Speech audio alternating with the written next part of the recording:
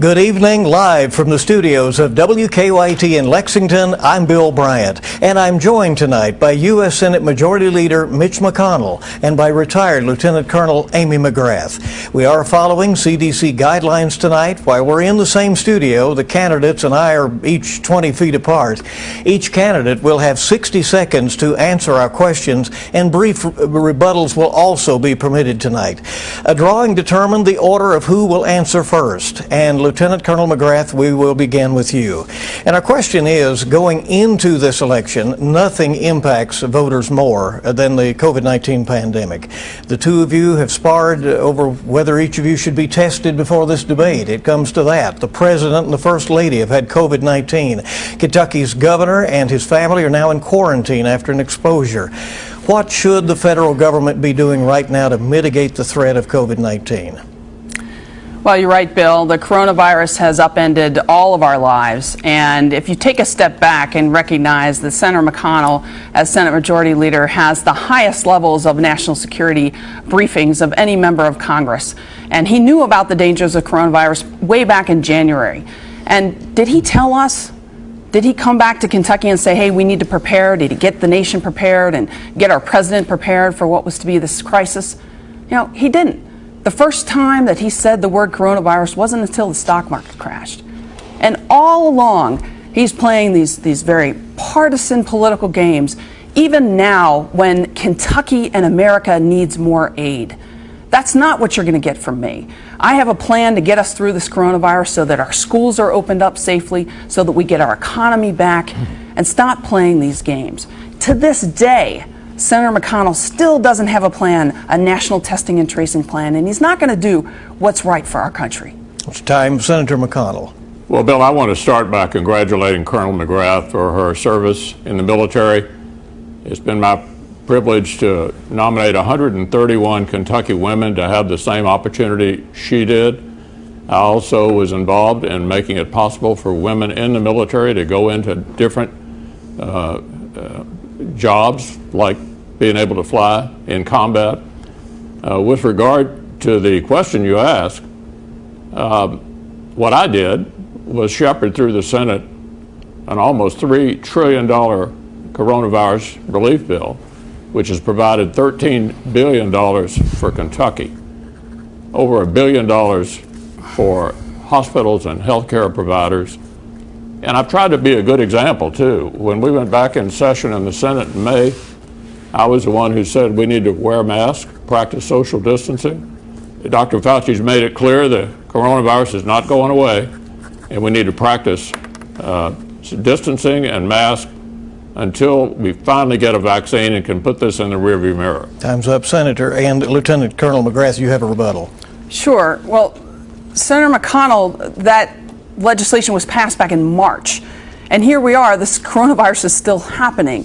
The House put up legislation in May, and it's been sitting on his desk all summer long. He took a vacation, didn't see the urgency to do anything.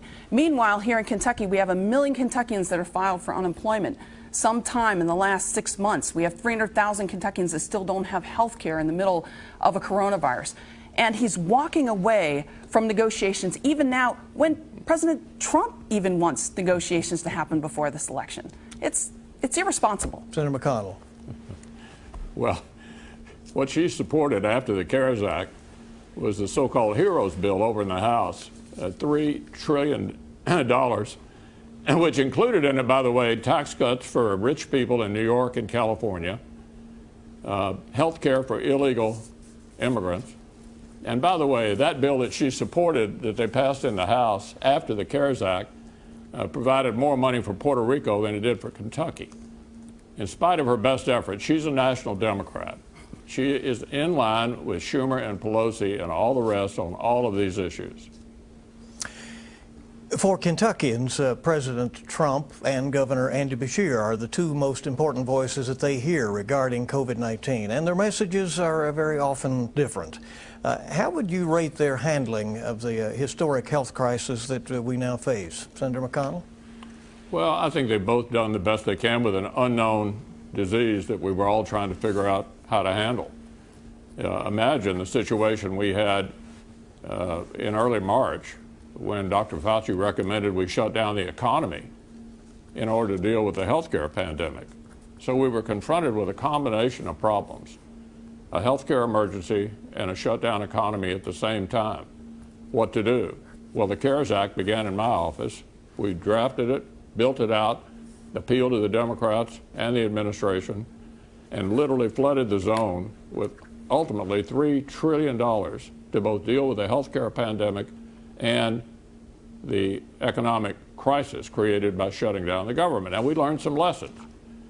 Dr. Fauci's indicated we're not going to shut the economy down again. I agree with him. It created a whole different set of problems. So in the meantime, what we have to do until we get a vaccine is to wear our masks, practice social distancing, and try to prevent the spread. Senator, thank you. Lieutenant Colonel McGrath. Well, I give the president, the White House, and this Congress an F for its handling of coronavirus. Look, we have 213,000 Americans dead in 9 months. That's more Americans dead than World War II, Korea, Vietnam, Persian Gulf War, Iraq and Afghanistan wars combined. And Senator McConnell thinks we've done a good job. We have 5% of the world's population, 25% of the world's COVID cases. And we still have a president in mixed messages from this White House on how to handle this virus. And Senator McConnell, his one job is to help America through this crisis right now in passing legislation to keep our economy afloat so that people can make ends meet. And instead of doing that, he is trying to ram through a Supreme Court nominee right now, instead of negotiating, which is what he should have been doing all summer long to make that happen. Senator, do you have an additional response? Well, what you wanted us to pass was the bill that provided health care for illegals, tax cuts for rich people in New York and California, and had more money in it for Puerto Rico than for Kentucky. Yeah, we've been negotiating, trying to put something reasonable together that actually attacks the problem. I laid out a bill in the Senate about a month ago that provided liability protection so that people didn't get sued as a result of how they handle this. Kids in school, jobs, health care. We couldn't get a single Democrat to vote for it. So it's pretty clear to me that her party doesn't want to get a solution. Senator, time, Lieutenant Colonel McGrath. Can I respond to that? Yes, please. Yeah. So Senator McConnell 3 years ago had no problems ramming through, working overtime to pass a $2 trillion tax cut for the wealthiest 1% in corporations. But now when it comes to Kentucky families, when it comes to putting food on the table, when it comes to renters, that 40% of Kentucky renters are facing eviction right now, he won't pass the $2 trillion that even President Trump wants done right now. I mean, $2 trillion for corporations, no problem. $2 trillion for Kentucky in the middle of a pandemic, in the middle of a national crisis that we haven't seen in 100 years, nah, that's too hard. All right, let's really get in it, because you've both made glancing references to the economic activity and the problem that we have right now and the trouble with getting a deal. And the pandemic has had a devastating impact on our economy, and we're all well aware of that. A $600 federal boost to unemployment benefits ended. A loan forgiveness program for small businesses expired. Airlines have started mass layoffs as federal payroll assistance programs have ended as well. So this question, which comes from a University of Kentucky student, and we're privileged to have their perspective tonight, where do you stand on negotiations on a second stimulus bill? And we begin with Lieutenant Colonel McGrath. Well, as I said before, I think it's an absolute dereliction of duty to not be negotiating and working on this. You know, this is the first time in a century, in 100 years, where we have a major international crisis where no one in the world is looking to the United States for leadership. Think about that. It's because we have such poor leaders right now. We can't get this coronavirus under control. And the one thing that our Senate is supposed to do is to help people right now. And here's the problem. Senator McConnell built a Senate that is so dysfunctional and so partisan that even in the middle of a national crisis, you can't get it done. Think about that. For that reason alone, he should be voted out of office. We've got to get our democracy back again. We've got to get our democracy working because we have to get through this crisis right now. That's your time. Senator McConnell. Well, my opponent is entitled to her opinion, but not to her own set of facts. I mean, here's the situation. We've been in negotiation with the Speaker. She's been demanding we throw $3 trillion at this problem in a way that is largely, in many respects, unrelated to solving the problem. What we've been trying to do is to reach an agreement. When you have divided government, you actually have to reach an agreement. And the Speaker has been totally unreasonable and not interested in getting an outcome, as we've tried and tried and tried. As I just said a few minutes ago, I put a bill on the floor of $500 billion, a lot of money, about a month ago, to tackle this problem in a highly targeted way, going after vaccines, treatment, testing, and we couldn't get a single Democrat to vote for it. I think they don't want a solution prior to the election. Lieutenant Colonel McGrath, 30 seconds. Well, I would just say is all summer long, Senator McConnell didn't see the urgency of doing anything and even negotiating. And here's the thing, he sits here and he says it's too hard. It's too hard to negotiate, too hard to get it done. It's basically saying, you know, that's too hard for him. That's not hard to do what's right for America. It's not hard. I'll tell you what's hard. Strap on a $70 million jet to your back, land it on an aircraft carrier at 150 miles an hour at night in bad weather with no navigational aids. That's hard. Doing what's right for the American public in the middle of a national crisis, not hard. Senator McConnell, do you have an additional response? When you have divided government, there has to be a willingness on both sides to get an agreement. And the Speaker of the House has clearly not been interested in getting an outcome. That's why the talks have gone on for a while. She just chooses to blame the Republican Senate when obviously the biggest part of the problem has been the Democratic House. If I'm a viewer watching this debate, I'm saying, why can't you guys get together? And I think the answer is the proximity to the election has slowed the process. And that's unfortunate for the country. It's unacceptable. But she wants to cast all the blame on the Senate. I mean, go ahead. I'll give you all a second here. The House passed a bill in May, and the Senate went on vacation. I mean, you just don't do that. You negotiate. Senator, it is a national crisis. Yeah. You knew that the coronavirus wasn't going to end at the end of July. We knew this. I mean, I just think you've got to. And here's the thing: if you want to call yourself a leader, so Bill, if you want to call yourself a leader, you got to get things done. And those of us that served in the Marines, we don't just point fingers at the other side. We get the job done. Yeah, nobody went on vacation except the House was gone most of the time. But nobody went on vacation. We actually can do things like use telephones. We communicate with each other a lot. The challenge here was the Speaker was simply unwilling to cooperate to the extent that we could get a reasonable proposal. The Secretary of the Treasury, who was delegated by the President to talk to her, went on and on and on for months. And I think we belabored this point pretty thoroughly, Bill. It seems to me she thinks we're the problem. I think they're the problem. What we need is a solution.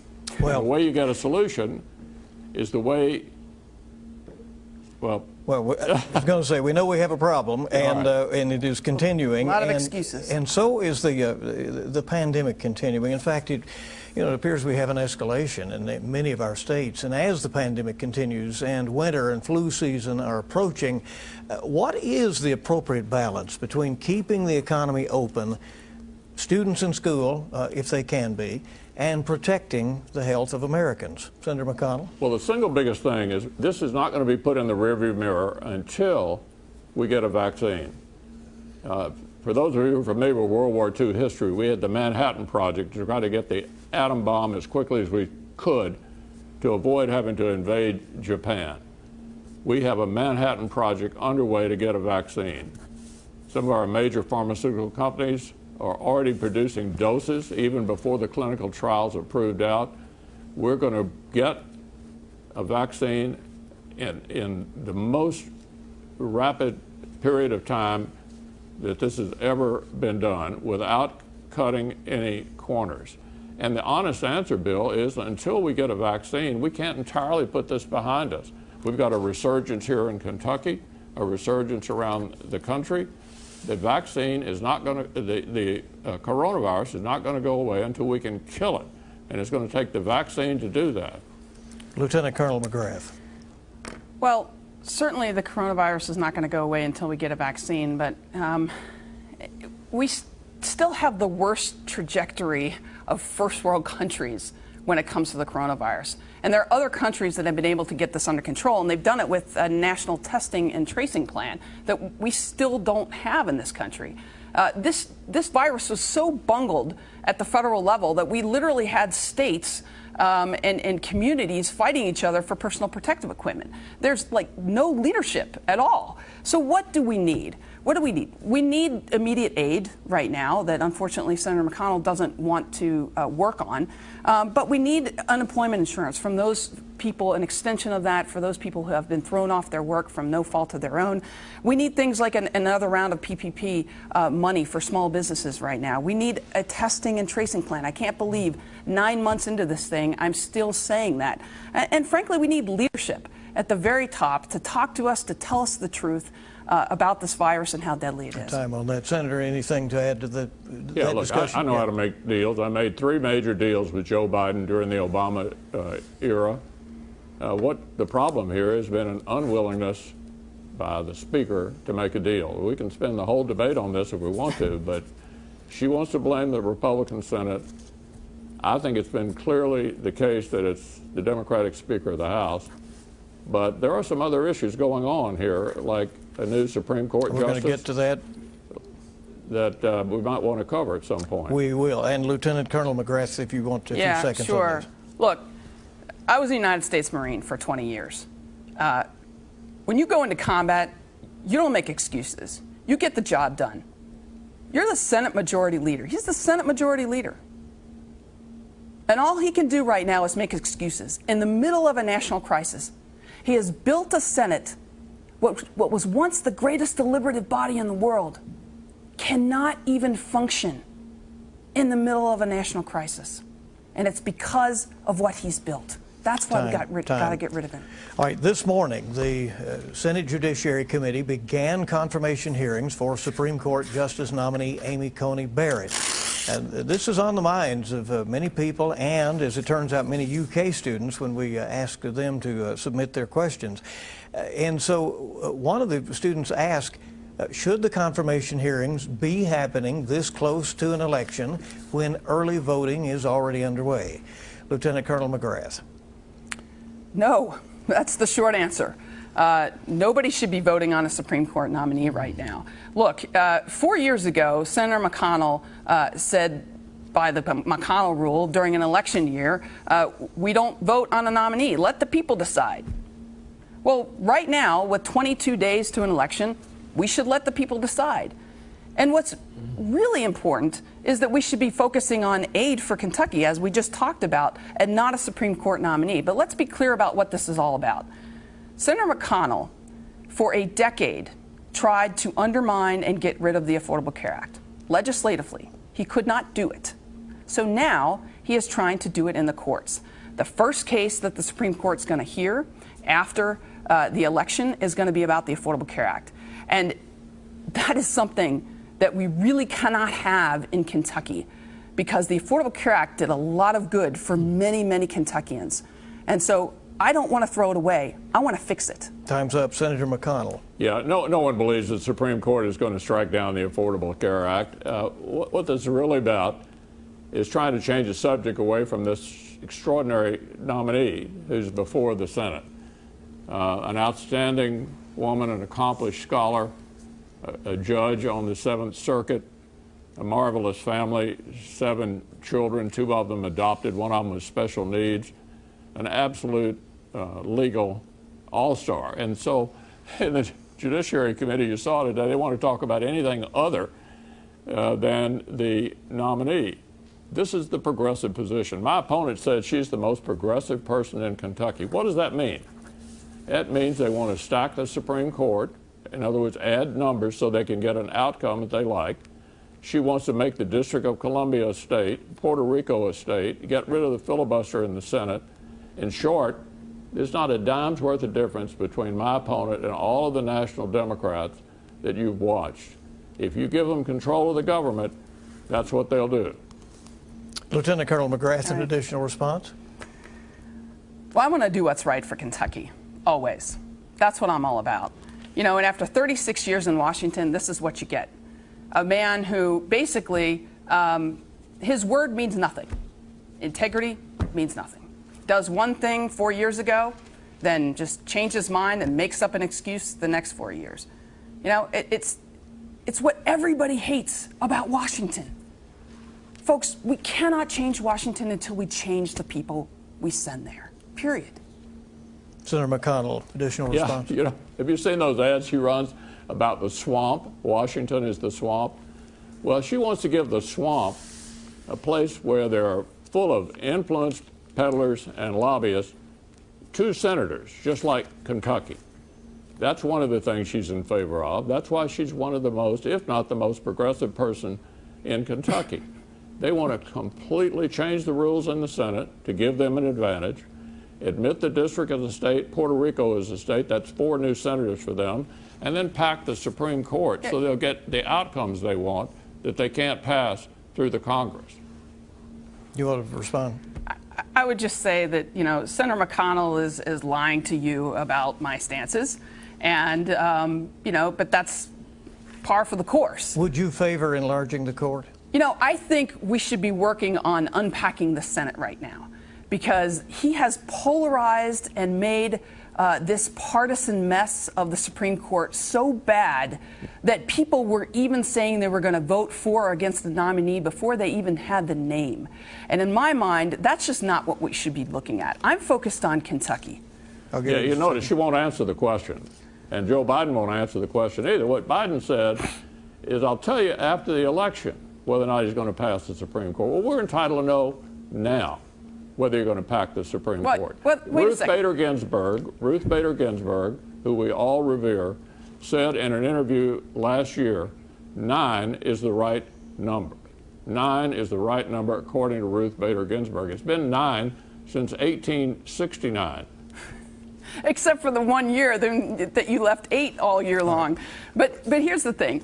Ruth Bader Ginsburg also said that she didn't think that her seat should be filled until the next president. And it does come down to this. When Ruth Bader Ginsburg was initially nominated and confirmed, she was confirmed 96-3 at the time. Think about that. You know, Mitch McConnell wasn't the Senate Majority Leader then, so we actually had regular order. Since he's become the leader, he has made this a partisan, complete weapon of a mess that we have with the Supreme Court. We got to get rid of him. Senator, you every said this one is of the big important Supreme topic. Court controversies was started by her party. Bork, Thomas, Kavanaugh. Look what they did to Kavanaugh a year ago. Tried to destroy his reputation. Look, under the Constitution, the president can nominate for a vacancy on the Supreme Court anytime he so chooses.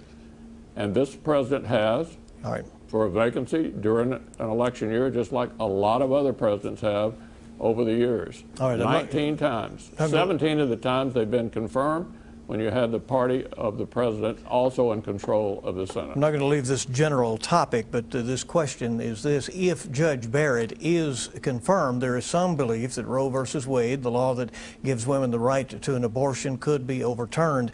And a Western Kentucky University student wants to know your thoughts on that, and where do you stand on women's reproductive health issues? And we begin with Senator McConnell.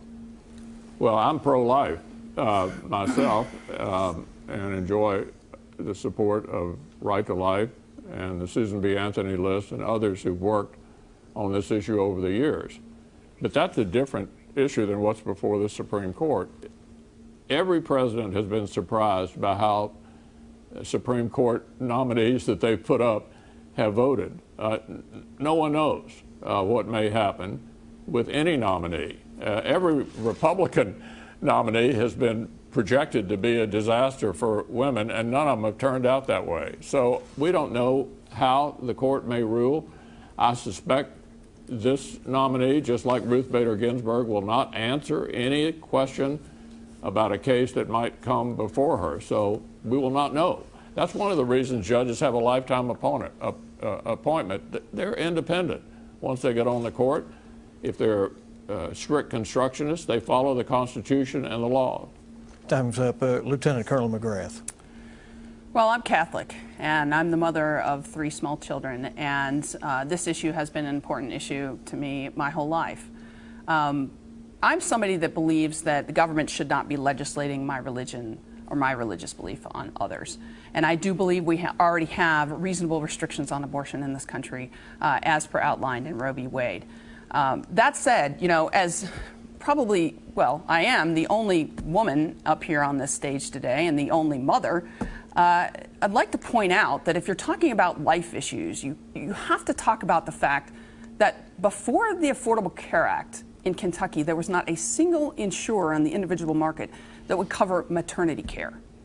And Senator McConnell has had a terrible record of trying to get rid of the Affordable Care Act all along. 50% of children born in Kentucky and rural Kentucky are born on Medicaid. And Senator McConnell wants to cut that. Those are life programs. And, you know, as a mother, I always want to protect children and protect, you know, health care for people. Senator, additional response? Well, speaking of health care, what she really wants and came out for was a single-payer system. That means the government is in charge of your health care.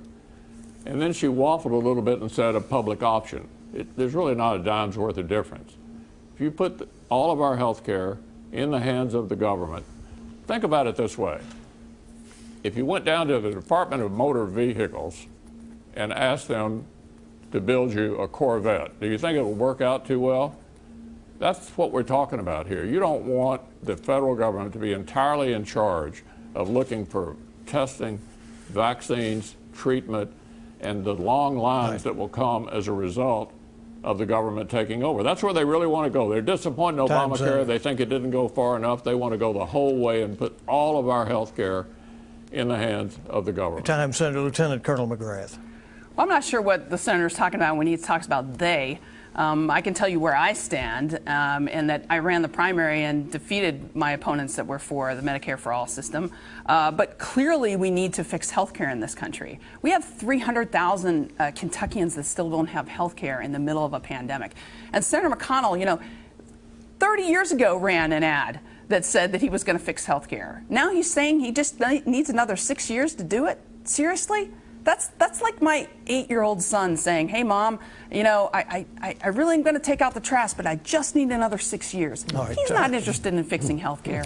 Early voting starts in the Commonwealth of Kentucky tomorrow, and more than 650,000 Kentuckians have requested absentee ballots across the country. There are questions over mail-in voting and the potential for fraud. Are you concerned about the integrity of this election? Lieutenant Colonel McGrath. You know, I think that we have, here in Kentucky, we have a Democratic governor who came together with a Republican Secretary of State, and they came up with a very good plan for everybody to vote. And it's wonderful. They actually came together and negotiated. Isn't that amazing? I wish we could do that at the federal level. But I think that Kentucky has never made it easier to vote than this year. And that's incredible. Early voting starts tomorrow. I am very concerned about the U.S. Postal Service. The Postal Service is such an important service. It provides prescription medication to our seniors, to our veterans, particularly in rural areas. And it needs to be helped through this coronavirus. And I'm afraid Senator McConnell hasn't done enough for that. And I would be helping our Postal Service because, let's face it, if you can hand out $500 billion in slush funds for corporations, you should be able to turn around and help everyday people. And one of the ways is to help our Postal Service. Time. Senator McConnell, your response. Yeah, my opponent always likes to mention how long I've been in the Senate. She doesn't seem to be troubled by the fact that Joe Biden's been in Washington 47 years. Under her proposal to limit terms, Joe Biden would have been leaving the Senate at the time I got there. So I'm amused by her advocacy for a position on term limits that would have eliminated Joe Biden's career before I even got to the Senate. Look, the question is, who can be effective for Kentucky? There are 4 congressional leaders. I'm the only one not from New York or California. I allow Kentucky to punch above its weight. What does it mean to Kentucky? Over the last term, my last term, $17.5 billion for the Commonwealth that would not have been there had I not been the majority leader of the Senate. I give Kentucky an opportunity to punch above its weight on national issues and to bring home things for this state that it would not otherwise get. Senator, thank you. And a rebuttal from Lieutenant Colonel McGrath. Senator McConnell likes to talk about Kentucky punching above its weight. Here in Kentucky, we feel like we've been sucker punched. We have the highest cancer rates in the country, highest rates of diabetes, highest rates of heart disease, some of the lowest wages in the country. Our economy hasn't been this bad since the Great Depression. It's just unbelievable. And if Senator McConnell would love to talk about term limits, I would love to talk about it, because you know what? President Trump is for congressional term limits. It's top on his agenda. And I agree with him on that. We should have them, and we should get them right now. Senator McConnell? Yeah, let's just take opioids, for example. $275 million that I directly brought into Kentucky for the opioid fight. $87 million of that was the largest grant the University of Kentucky has ever gotten. All of that was the outgrowth of 2 bipartisan bills passed, one of them back during the last 2 years of President Obama, that I negotiated with him, called the 21st Century Cures Act. Then the CARES Act came later, and all of that I was deeply involved in negotiating, that produced extraordinary results for the Commonwealth. And meanwhile, you want to take away health care and Medicaid expansion, which covers 50% of Kentuckians who are addicted right now, and getting them the treatment that they need. I mean, it's just ridiculous. I'll give you a few seconds, Senator, if you want to respond to that. That was a little bit out of order in time. You mean to her ridiculous comment? Yes. No. All right.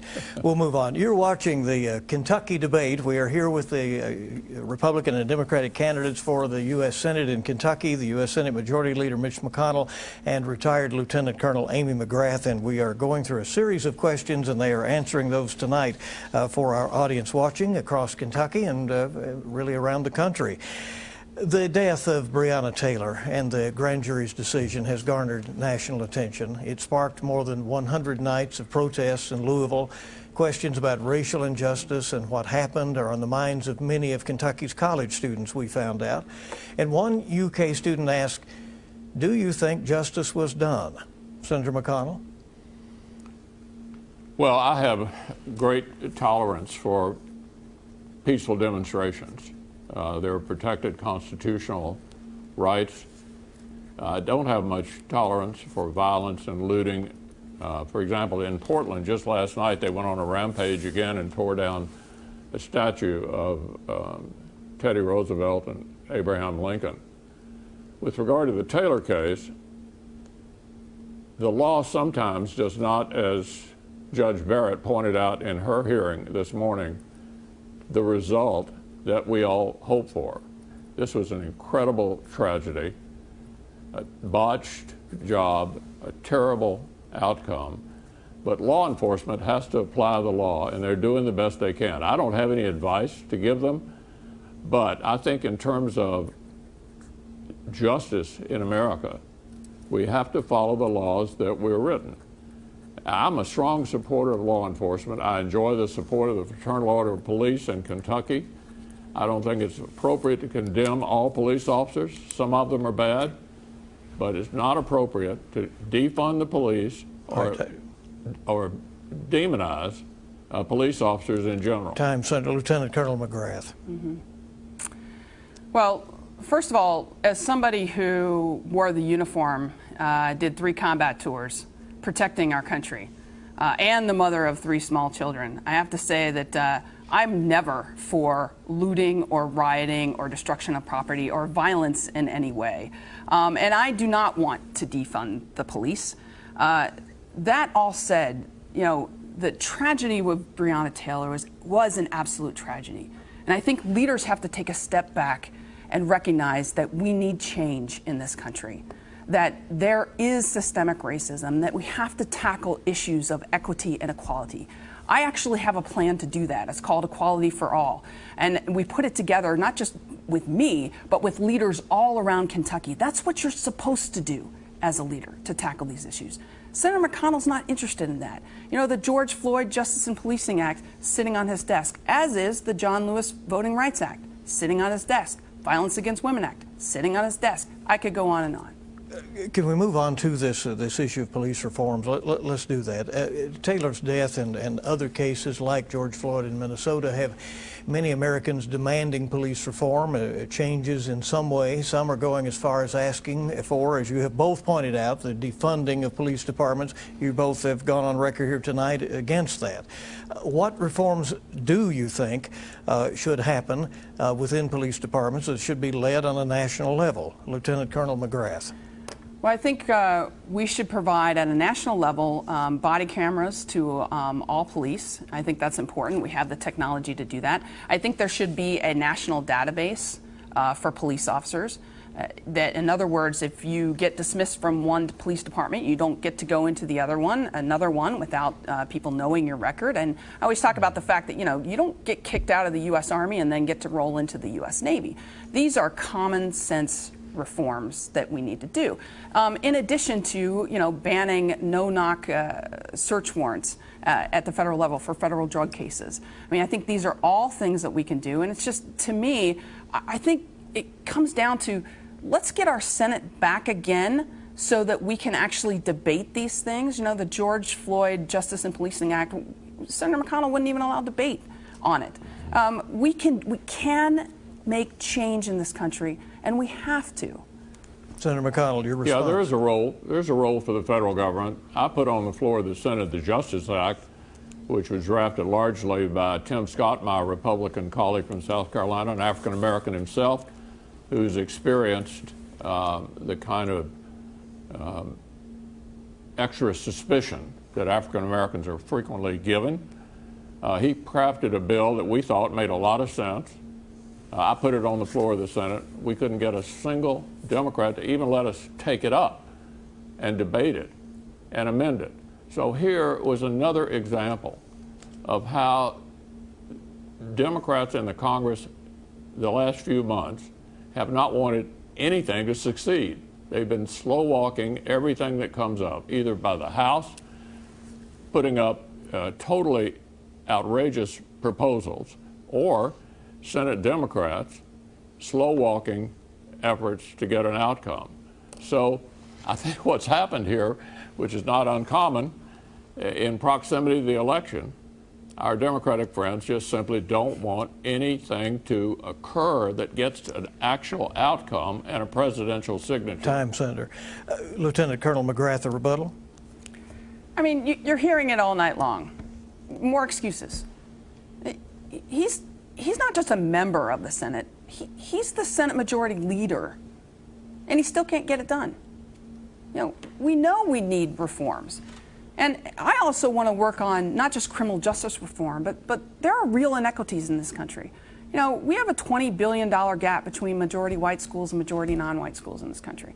We have, in Kentucky, we have 2.5 times the rate, black Kentuckians are dying at 2.5 times the rate of white Kentuckians. We've got to fix these things. We've got to be serious about them.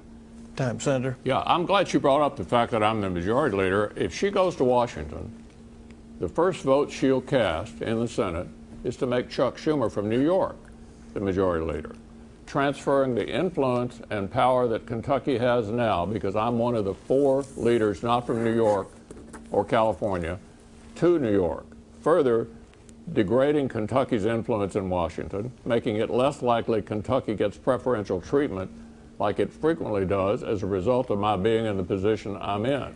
Okay. That's what voting for her means, taking the majority leader title away from Kentucky and giving it to New York. We here in Kentucky know better, okay? Senator McConnell likes to talk about his clout and power. Meanwhile, co-pays are up. The price of prescription medication has gone up. The price of insurance has gone up. The price of housing has gone up.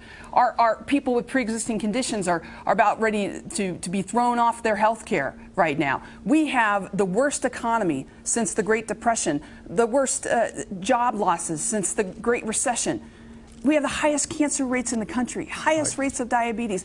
Senator McConnell's clout is literally killing us in Kentucky. Senator McConnell, additional response?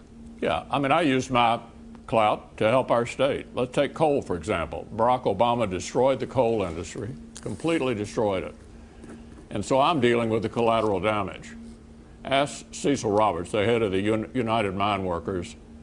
I'd produced both guaranteed health care benefits and pension benefits from coal miners, and am delivering retraining dollars so they can get new jobs to be employed once again. That's how I use the clout I have to help Kentucky. Senator, thank you. Now, we're going to try to get an additional coal question in here before we're through, but funding for higher education has consistently been reduced.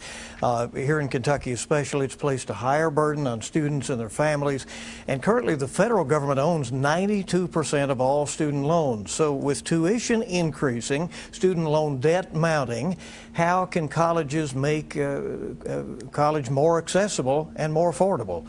We begin this time with Senator McConnell. Yeah.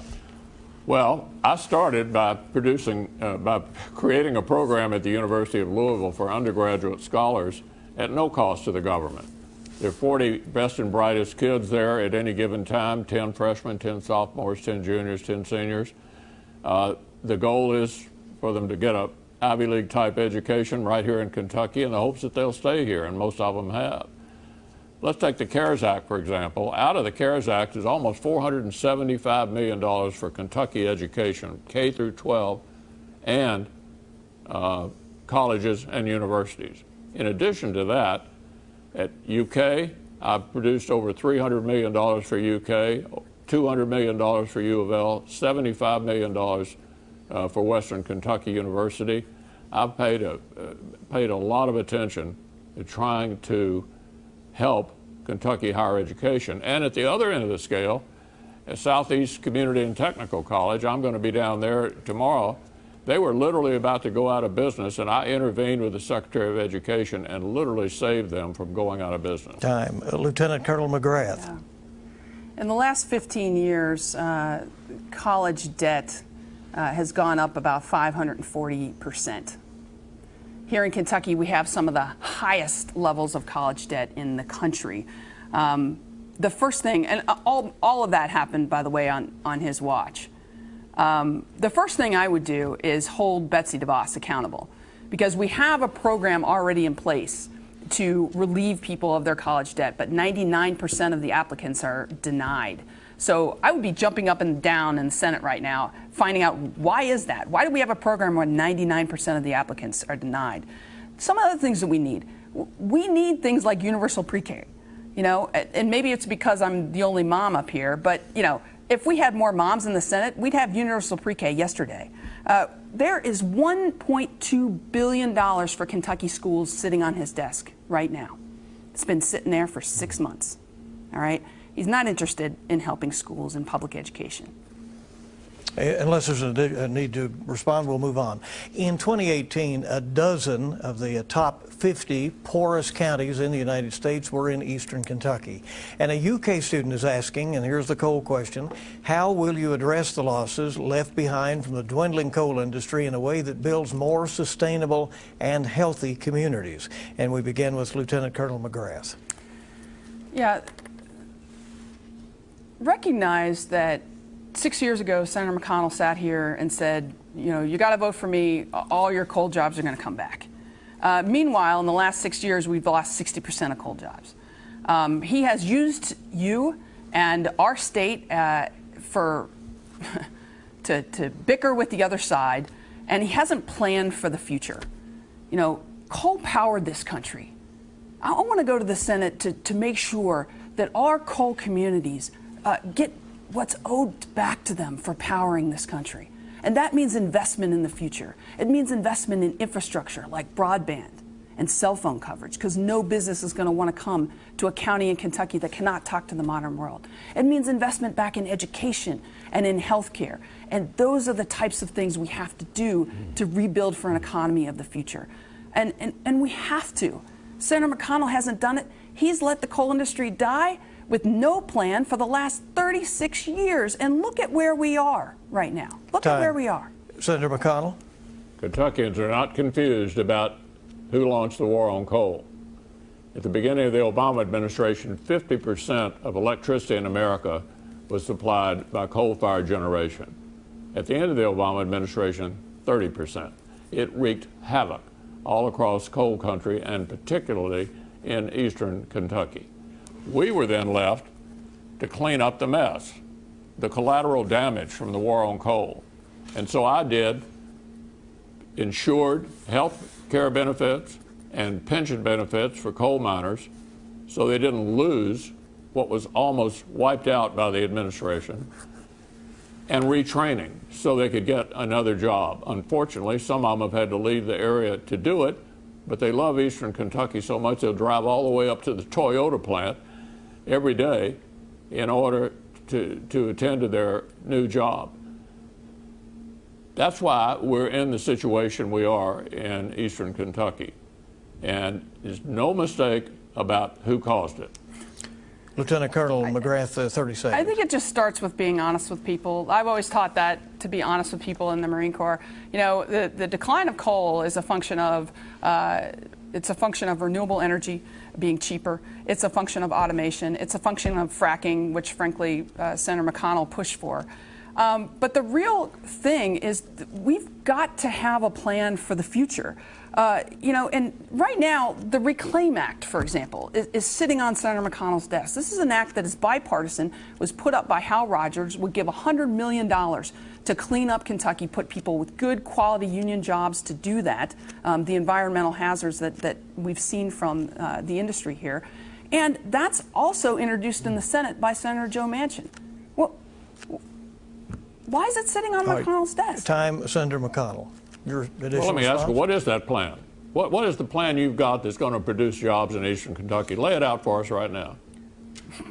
Okay, well, what the Reclaim Act would do is it would provide $100 million to clean up the environmental hazards that we've seen from the coal industry for many years and allow people to clean up the environmental hazards with good quality jobs and the transition to the future. And the transition to the future has got to include infrastructure. We badly need it. We have water systems in Martin County, Senator, that don't have clean water. We have sewer systems in Anderson County that need to be fixed. And we have to get into the 21st century. Now, I know you've been in Washington, D.C. for 36 years, but I've served all around the world.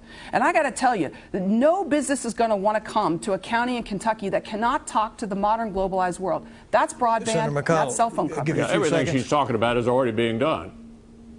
Well, And, tell you it know, to the she people in mentioned Eastern she's Kentucky. in the Marines about every other sentence. I think her entire campaign is she's a Marine, she's a mom, and I've been there too long. What we need to see are specifically what she has in mind to fix the issues that she thinks need fixing. And I can tell you what she has in mind. She's going to go to Washington. She's going to make Chuck Schumer the majority leader. All right. She's going to Senator, you've been there for 36 years. How's it looking, Kentucky? Have we fixed this stuff?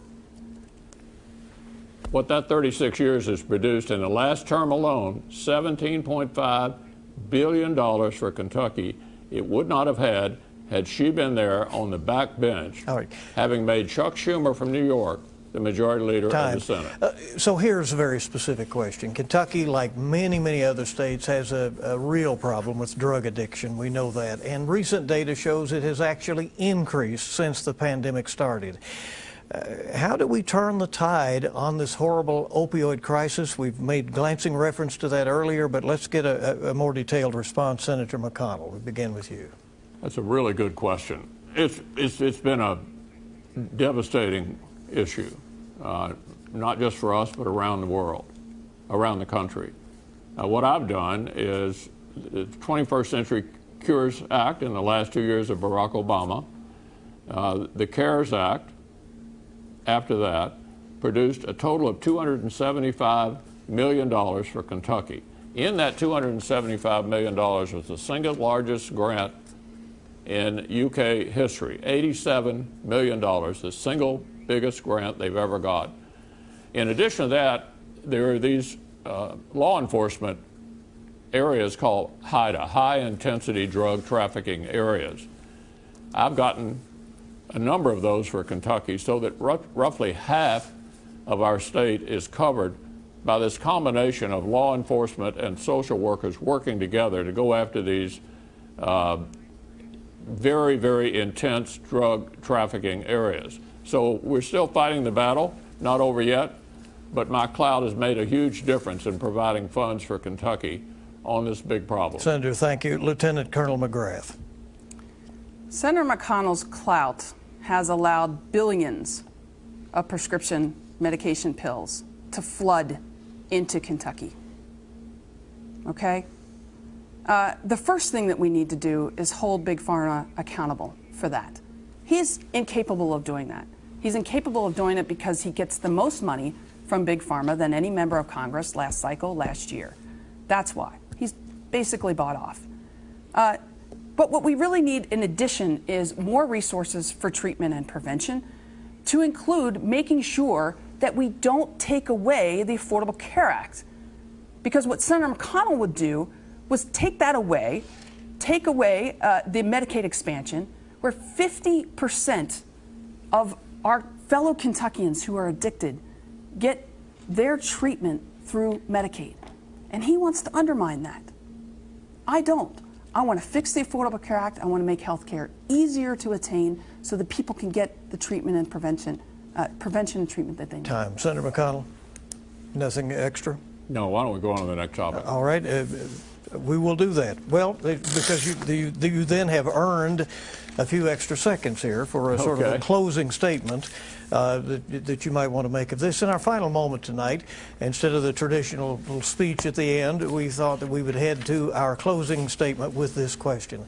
Senator McConnell, you often say and have said here tonight that your leadership position and seniority pay big dividends for Kentucky. Lieutenant Colonel McGrath, you have turned the senator's 36 years in Washington against him with much of what you have said tonight, saying that he is out of touch with Kentucky and out of ideas.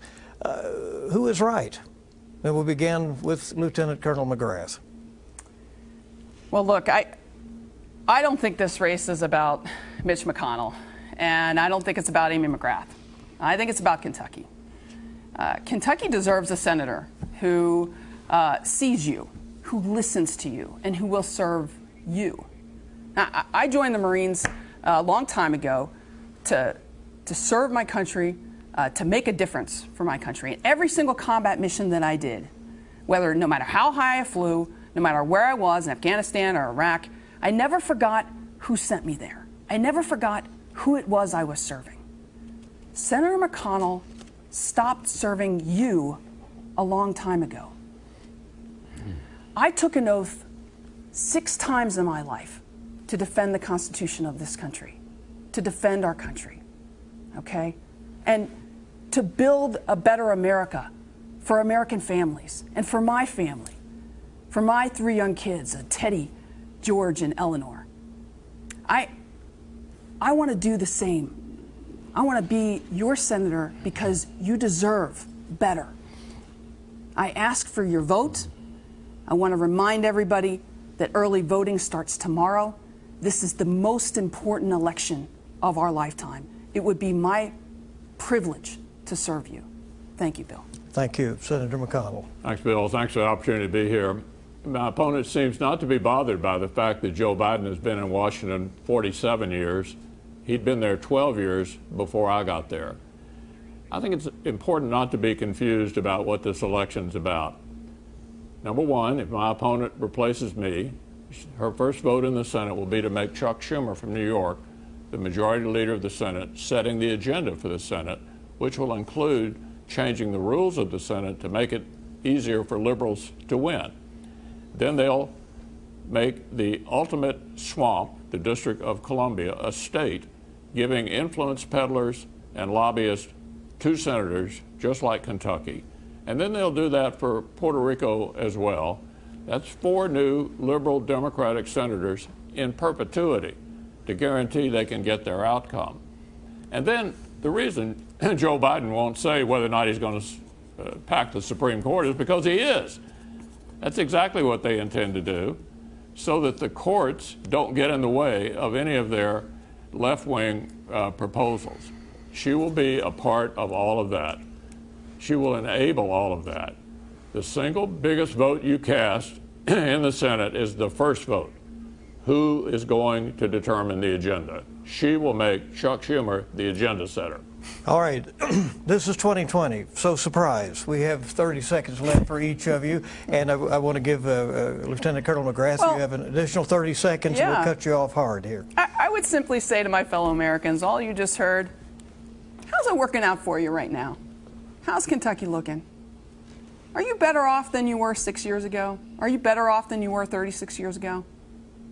I mean, we have the leader of a Senate right now that is so dysfunctional and so partisan that even in the middle of a national crisis, they can't get things done for Kentucky.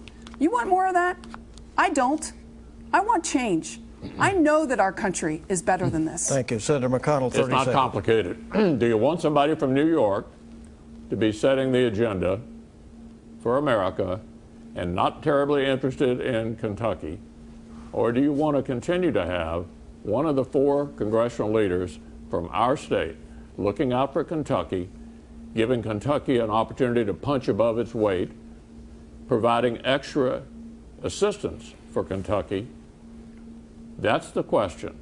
She will transfer all of that to New York. I will keep it in Kentucky. That's our time.